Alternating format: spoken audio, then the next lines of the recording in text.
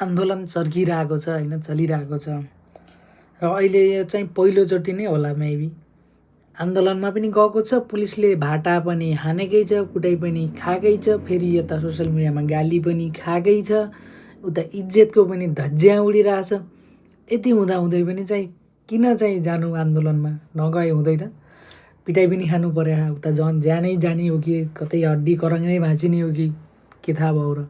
Police पुरै पावरमा छ, पुलिसले अब कसैको सुन्नेवालै छैन। पुलिसको चाहिँ हिजोसम्मको पुलिस जुन पुलिस थियो, आजको पुलिस त्यो छैन। पुलिस अलिकति तयारीमा पनि छ र अलिकति पावरमा पनि छ। र हिजो पो के गर्छन् यताउति सरकारमा चाहिँ तिनीहरू चाहिँ हुन्थे अलिकति चलखेल गर्ने, त्यो धेरै चल्थ्यो। अहिले चाहिँ अहिलेसम्म त त्यो छैन। त्यही भएर पनि पुलिस पनि आफ्नै पावरमा चाहिँ देखिएको छ अहिले पछिल्लो समय। त्यही भएर सकेसम्म आन्दोलनमा चाहिँ नजानु होला भन्छु।